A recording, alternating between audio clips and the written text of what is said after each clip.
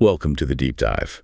We take complex sources, sometimes really dense ones, and we try to distill them into the essential knowledge you need. Yeah, make them accessible, but without losing the core ideas. Exactly. And today, we're opening a book that's, well, frankly, it's a bit of a psychological wrecking ball. Ha, that's one way to put it. It's this 17th century guide to human motivation.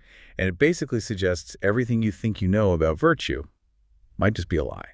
We are diving into reflections or sentences and moral maxims.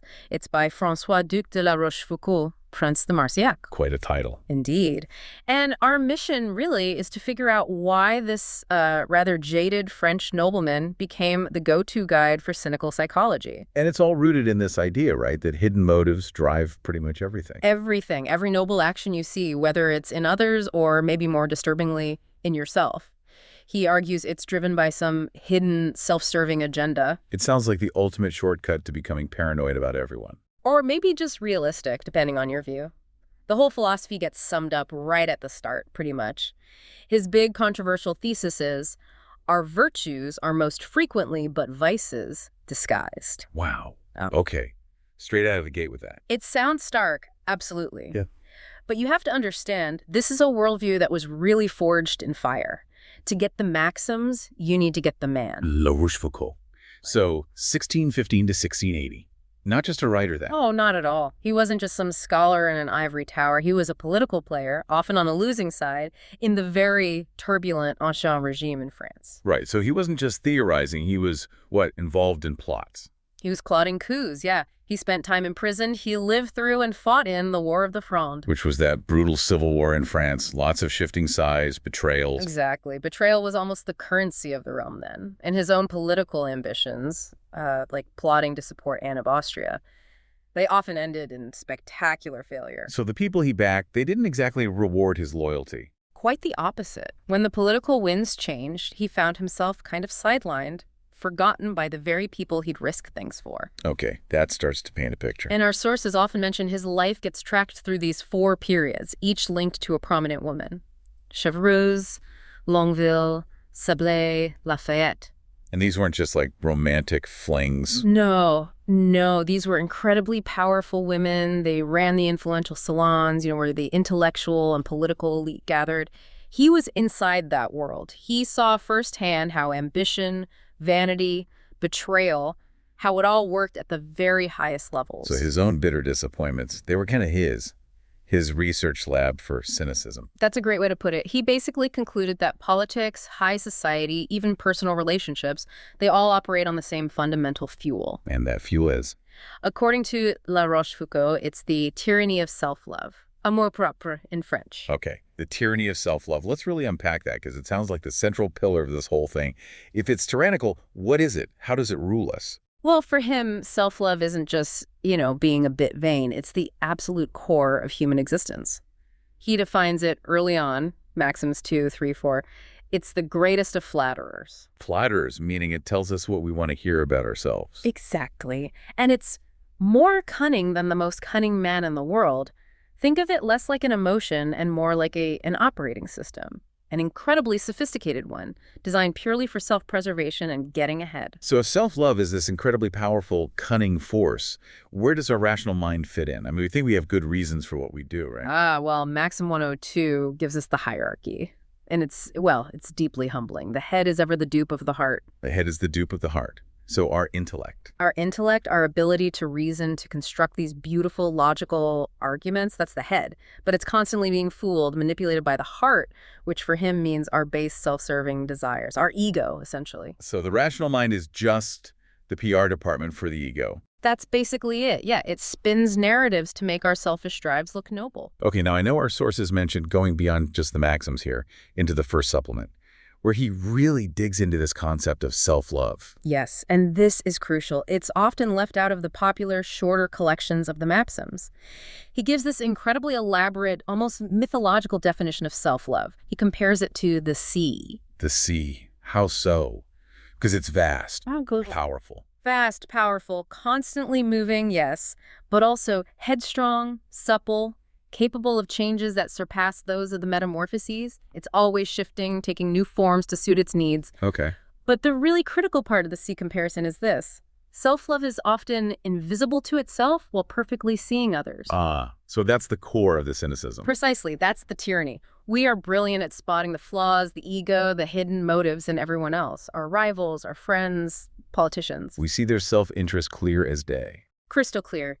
But we are fundamentally blind to the currents of ego driving our own behavior. Our own self-love wears perfect camouflage. That's that's terrifying. Because it implies we can't trust our own judgments about ourselves. And this blindness, this invisibility to itself, is what allows self-love to constantly masquerade as virtue. Look at Maxims 7. It talks about great dramatic actions in history. Think huge conquests, major political shifts. Yeah, we read about them as being driven by grand principles, noble designs. Right. History books talk about ambition, justice, freedom. La Rochefoucauld says, hold on. More often than not, these huge events are caused by the temper and the passions. Okay, give us an example. How does a personal passion dress itself up as, say, a major political movement? He points to the war between Augustus and Antony. This massive conflict reshaped the entire Roman world, the known world at the time. Historians frame it as this monumental clash of ambitions for global power. Which sounds plausible. Sure, but La Rochefoucauld suggests it was probably but an effect of jealousy. Jealousy, like personal rivalry. Exactly. The grand ambition for world dominance, that's the noble mask. But the real fuel, the self-serving engine driving this colossal war, might have been something as petty and personal as the burning desire to humiliate a hated rival. Jealousy, a passion rooted firmly in self-love. Wow. So the next time we see some major geopolitical standoff or even a huge corporate merger, we should be asking, okay, what's the small, personal, maybe even petty backstory here? What slight is being avenged? It forces you to look beyond the lofty press releases, beyond the grand pronouncements, and consider the immediate, visceral human motivations, which are often far less flattering. Okay, let's shift then to how these hidden motives operate in everyday social and political life, because this is where his own experiences, his disappointments, must really come through, especially around things like promises and gratitude. Oh, absolutely. Maxim 38 is just pure, unadulterated political realism. It comes directly from watching Cardinal Mazarin, who was the power behind the throne in France for years. Okay, what's the maxim? We promise according to our hopes. We perform according to our fears. We promise based on our hopes, perform based on our fears. Ooh. Why is that so key in politics or just power dynamics generally? Well, think about it from Mazarin's perspective. As La Rochefoucauld saw it, paying off your allies, showing genuine gratitude, that actually diminishes their dependency on you. The transaction is complete. Right, they owe you less. Exactly. But if you promise them great things in the future, playing on their hope, you keep them hooked. You retain leverage. Hope is always cheaper than actually delivering. And the second part, performing according to fears. That's what actually makes people deliver. Not gratitude for past favors, but fear. Fear of losing their current position, fear of falling out of favor, fear of punishment. That's the motivator that ensures action. It's relentlessly transactional. Completely. Which brings us to probably the most infamous, most shocking observation in the whole collection, the one about friendship and adversity. Yes. The one you still hear quoted today, often taken out of context, maybe? Very possibly. It's found in the supplement, Maxim XF. In the adversity of our best friends, we always find something which is not wholly displeasing to us. Okay, I have to push back there a little. That sounds incredibly dark, almost monstrous. Does he really mean we feel happy when our friends suffer? I don't think happy is quite the right word. It's more subtle. Maybe relieved. Relieved. He's hinting at this tiny unconscious flicker, a momentary feeling of, well, better them than me, or a slight sense of comparative superiority, perhaps. It gives the ego a little fleeting boost, a sense of security, precisely because we aren't the ones suffering. It's feeding the self-love again, isn't it, by comparison? That's the idea. And you can see how his own life, watching political allies rise and fall, betraying each other, he would have observed this dynamic constantly. He surely felt it himself when rivals stumbled. And the fact that he actually removed this specific maxim from his final edition. Right. He kept plenty of other really biting, cynical ones in, but this one he took out in the last version he oversaw, the 1678 edition. That tells you something. It must have hit too close to the bone, struck too deeply at the pretense of selfless friendship. So if even friendship is built on such shaky, self-interested ground, what about the virtues society claims to value most? Like, say, humility or mercy?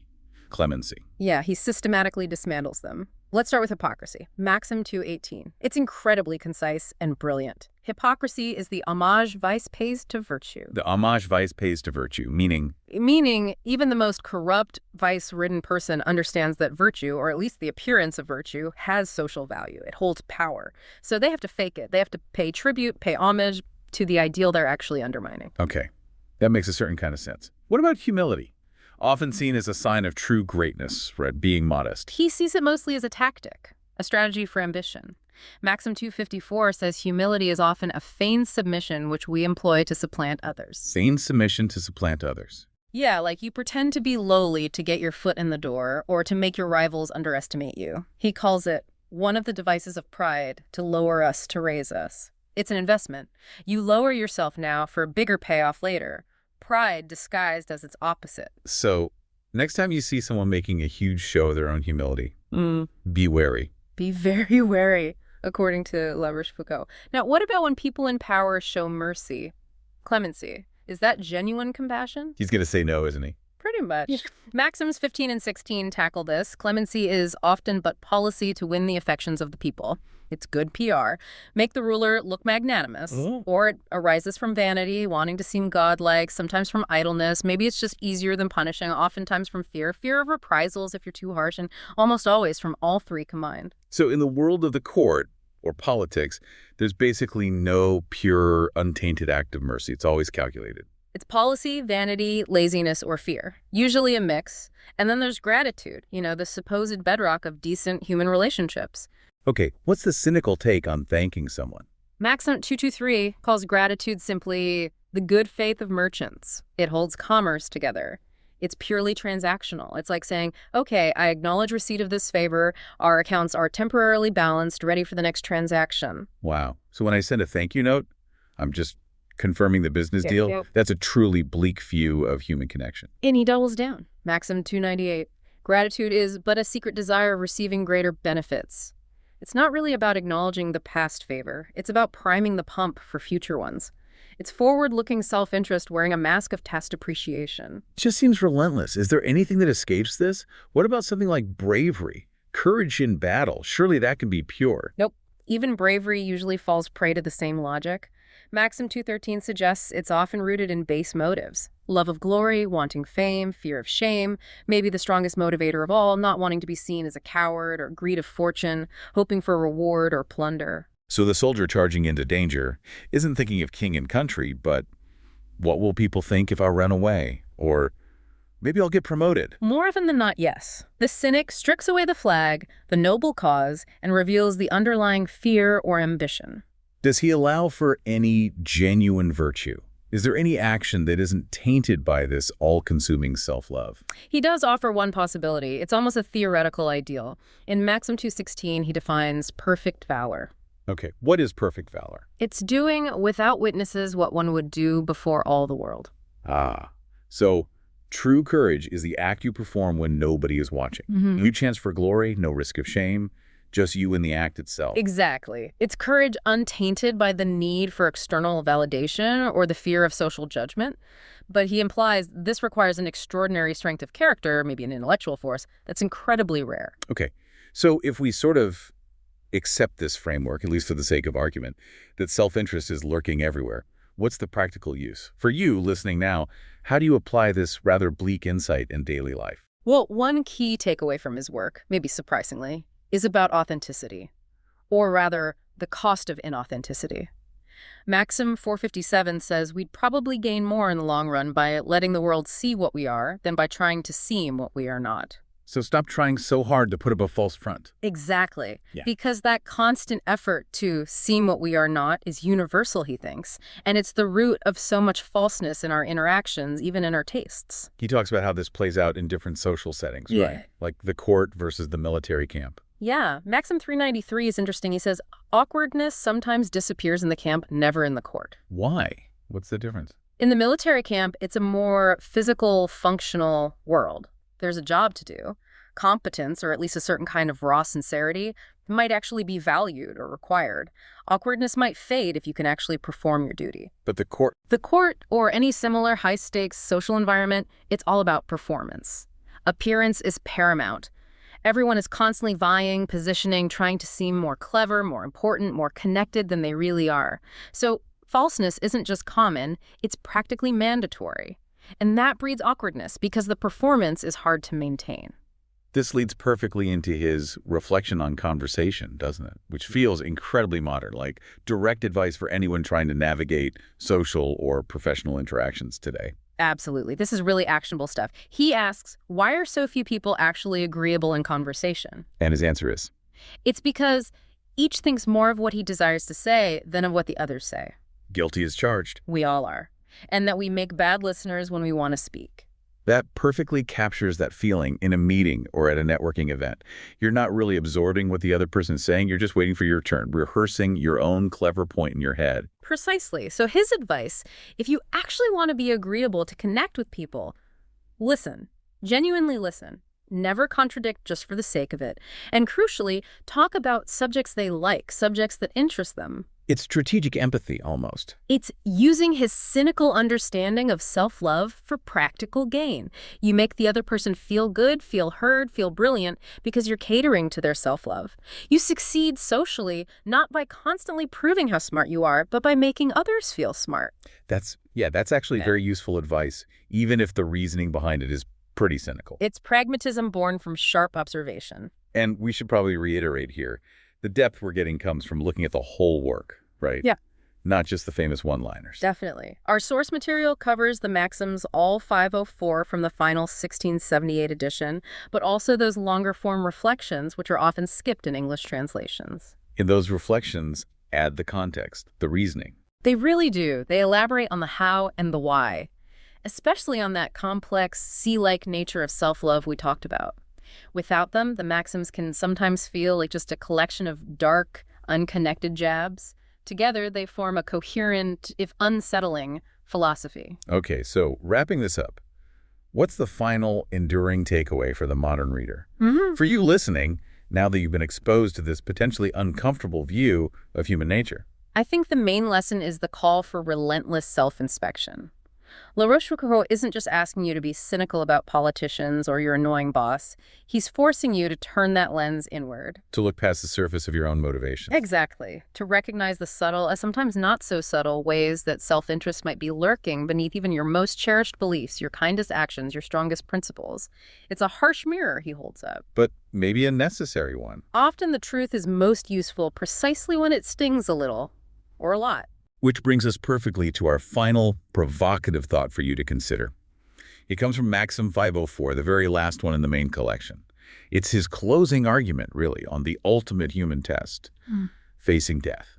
And he contrasts two very different people. Right. He contrasts a nobleman, maybe a philosopher type, who faces death with stoic composure, with a simple peasant who shows basically the same outward calm. Okay, so they both seem brave or accepting. Outwardly, yes. But the reasons are entirely different, according to him. For the nobleman, the philosopher, his contempt of death is but the love of fame which hides death from his sight. So his bravery is just another performance, a final act of vanity, wanting to be remembered as courageous. That's the cynical read, yes. His intellectual fortitude is just self-love finding one last way to assert itself, to control the narrative even in the face of oblivion. And the peasant, why is he calm? The peasant's composure, La Rochefoucauld attributes to his limited vision that hides from him the extent of the evil. Meaning he's calm simply because he doesn't fully grasp the magnitude of what he's losing. He's calm out of ignorance. Precisely. Ignorance shields him from the terror that the nobleman has to overcome through vanity. And this final, stark contrast leaves you with a really unsettling thought. Maybe even our highest aspirations, our most profound philosophical attempts to conquer fear and master fate. Maybe they're ultimately just another form of self-deception, just self-love working its magic, whether through sophisticated intellectual vanity or simple, blissful ignorance.